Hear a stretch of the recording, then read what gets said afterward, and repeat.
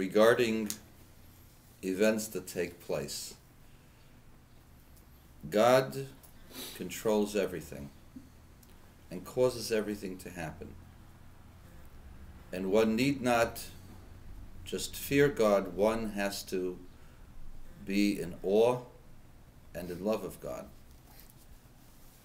But events that take place have to bring us to changes, because since we have observed those events, if we have the power to do something about them, then we must do something about them.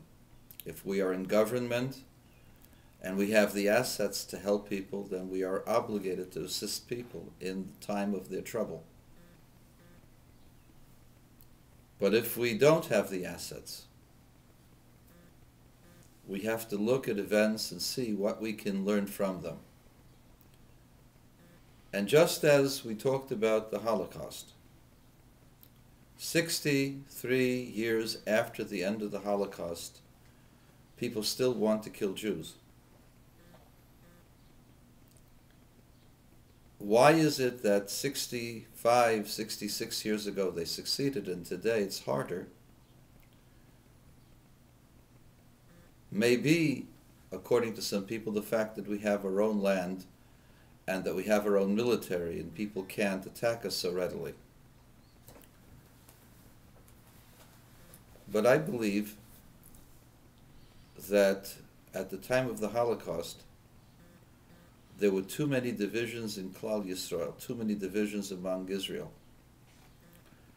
And this, more than anything else, caused and allowed for the process of the Holocaust to be accelerated.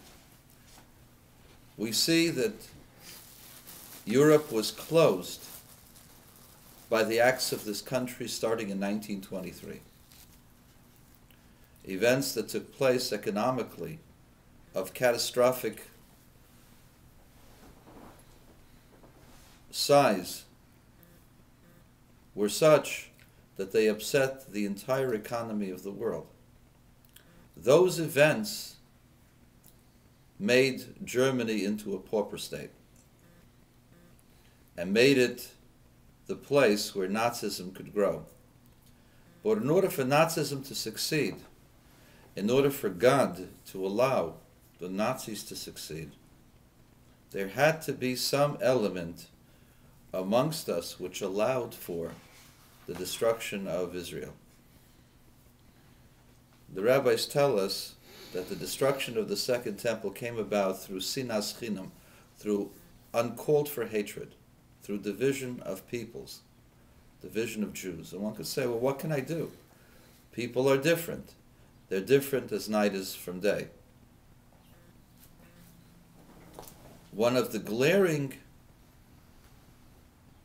items within the Holocaust was the divisions between people, the feeling of us versus them, even when it came to Jews from different communities. And one of the rare different approaches was the one that was found in Bratislava, that was started by Rabbi Weissmandl.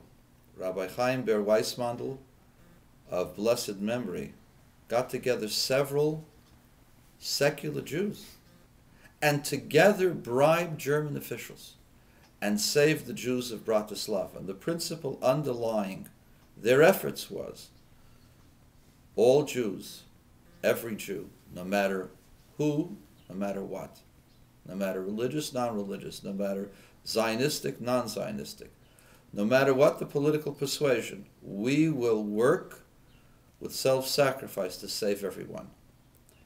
And they almost succeeded in saving millions of Jews through this Ahavas Yisrael.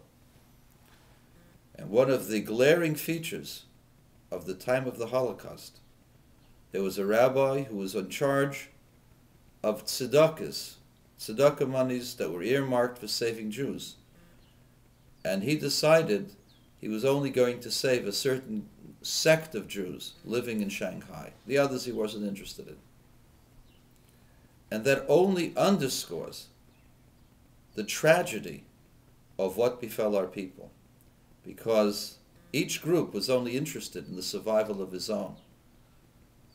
Rudolf Kastner, who was vilified in the famous book Perfidy, and whether or not he was as evil as he is cast by Ben Hecht, one thing is certain: he was only interested in saving the Zionists of his town. In the process, he saved some very, very great rabbis in his freedom train of close to 2,000. But hundreds of thousands of Jews went to their death, encouraged at the hope that they were going to a camp where they would be given food. And Kastner was part of the ruse. Now, whether he could have done anything differently is between him and God. But clearly, the role that he played was because of the divisiveness of the various components among Klal Yisrael.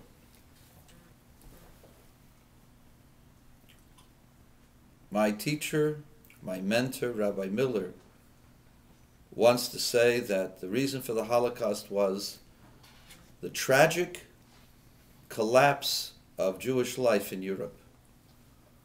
How all of Polish Jewry had become unhinged in terms of their religious commitment, and that this would have been the greatest Chilul Hashem in history, that an entire populace would become irreligious in one generation, going from ultra-Orthodoxy to complete secularism. Being a Polish Jew myself, and knowing a little bit of the history of Polish Jewry, I have to disagree. Polish Jewry was disenchanted. The youth was disenchanted because of the economic hardships. But Polish Jewish children loved their rabbis and loved their tradition. They might not have been as devout, but they loved their traditions. To say that they were on the verge of collapse is to be unfair. Polish Jewry was disenchanted because they were hungry, because they had no clothes, because they were abused, because they were persecuted. But there were many, many hundreds of thousands who studied Torah, even in the camps, even in Warsaw, even in secret hiding places. And so, my understanding of at least the major cause, or one of the major causes of the Holocaust, was the lack of Jewish unity, the lack of Jewish will in bringing people together. And that's what I believe is the lesson of the earthquake. The earthquake represents the various plates of the world where they rub against each other, and where they rub against each other till it becomes irritated, creates vibrations that are terribly destructive and bring incredible destruction to property and to human life. In our people today, there are websites out there who call for divisions among the Jewish people because they claim certain groups do not conform to their ideology. And as a result, they call for the disbarring of certain rabbis, my rabbis, Lubavitch rabbis. And this is the tip of the iceberg in the process of one's thinking that only my opinion counts. Even if your opinion is the correct one, divisiveness in Klal Yisrael is not the answer.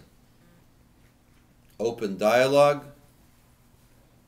open forums for discussion, rather than vindictiveness and accusations. Love, not division, is the answer and response to the tragedies that we see around us.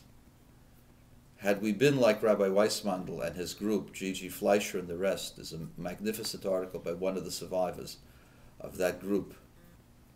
Had we had that Ahavas Yisrael, I believe there would not have been a Holocaust.